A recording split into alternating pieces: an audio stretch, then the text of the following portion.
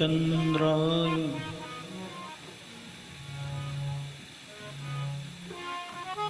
रामभद्राय वेधसे रघुनाथाय नाथाय सीताय पतये नमः।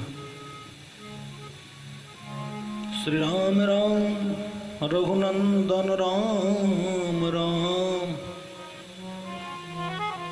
श्री राम राम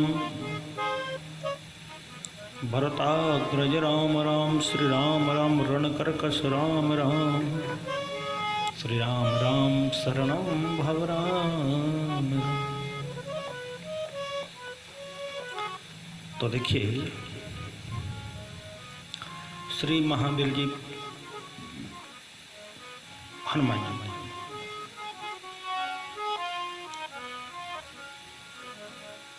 श्री राम कथा जब सुनाई तो स्वदेश में नहीं, हमारे भारतवर्ष में नहीं, अपितु विदेश में जाकर के, लंका में जाकर के राम कथा सुनाई। मैया सीता की खोज करने के लिए जब वो गए, हनुमान जी महाराज खोज के लिए जब गए तो मैनाक पर्वत मिला, विश्राम के लिए आग्रह किया। महावीर जी ने मना कर दिया, राम काज कीन्हे बिनु मोहे कहाँ विश्राम। बोले भाई मुझे अभी विश्राम के लिए समय ही नहीं, जब तक प्रभु का कार्य संपादित नहीं हो जाता, संपन्न नहीं हो जाता, तब तक मैं विश्राम नहीं कर सकता। सुरसा को भेजा, उससे भी प्रभु ने मना कर दिया। बोले नहीं, महावीर प्रभु बोले कि मुझे समय नहीं। गच्छामि जानकीं दृष्टुं पुनरागम्य सत्यवरा रामस्य कुशलम्।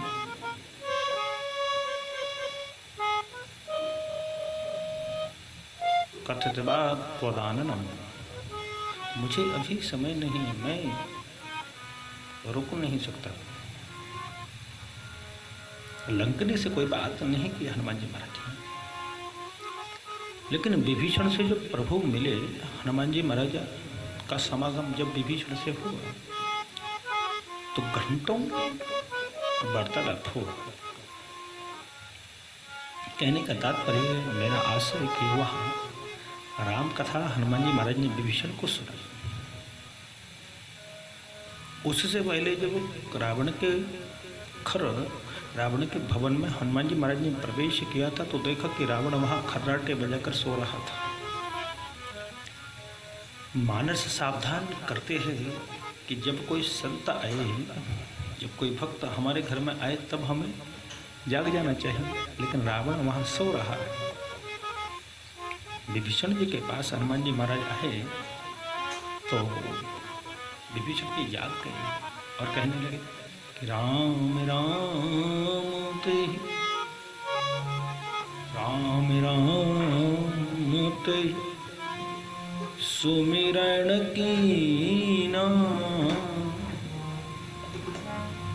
राम राम तेहि सुमिरन कीना, हृदय हर्ष कपि सज्जन जी।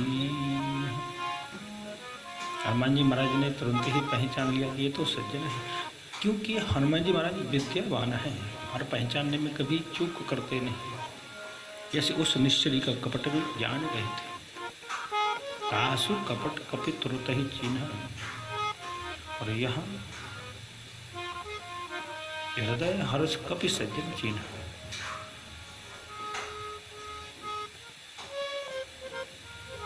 तो सर्वप्रथम राम कथा विभीषण जी को हनुमान जी महाराज ने लंका में श्रवण कराई।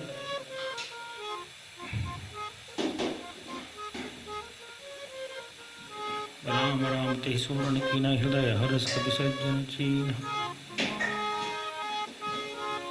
यही सन हट कर हाँ पहचानी, साधु ते होय न कार्य हानि। क्योंकि साधु से कभी कार्य के हानि नहीं, अपितु लाभ अवश्य होता है।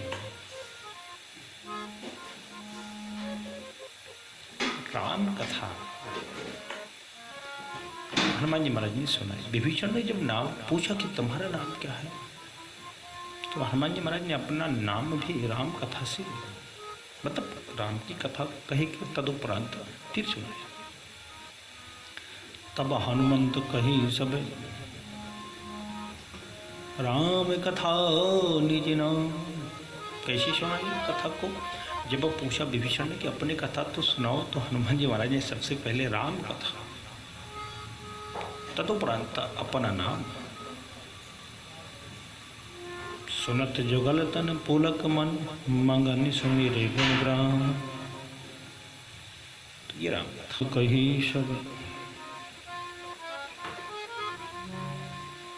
विभीषण जी ने जब पूछा आपका नाम क्या है, आपकी कथा कहो।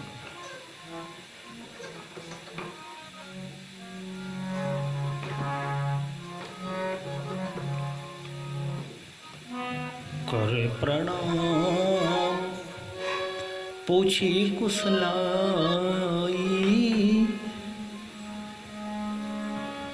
विप्र कहाँ हो निज कथा बुझाई।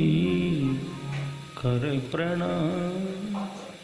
विभीषण जी ने हनुमान जी महाराज को प्रणाम कर पूछा कि विप्र कहो निज कथा बुझाई, आपकी कथा हमें सुनाई, क्योंकि परिचय भी तो हो।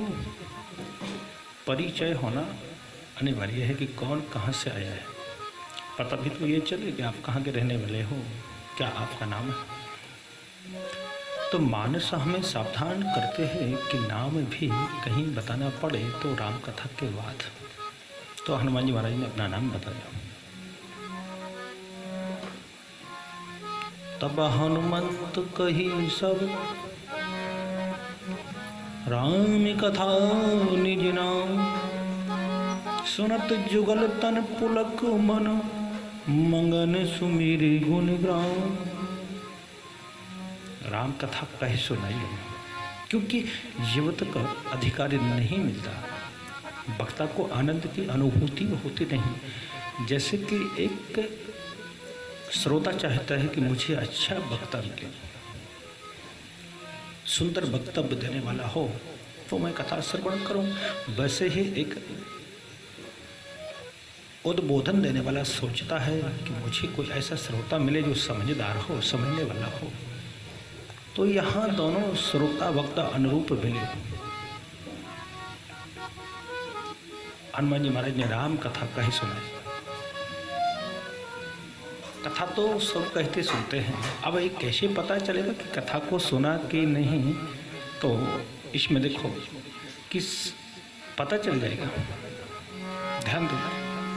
तब हनुमंत कही सब राम कथा निज नाम, सुनत जुगल तन पुलक मन, मंगन सुमिरे गुण ग्राम। कथा सुन करके सुनत जुगल, वक्ता और श्रोता, तन पुलक मन प्रफुल्लित हो जाए, तन पुलकायमान हो जाए और भगवान के गुणानुवाद का कीर्तन करने लगे तो समझना कि कथा इन्होंने सुनी है। ये उदाहरण है कि आप समझ लेना कि कथा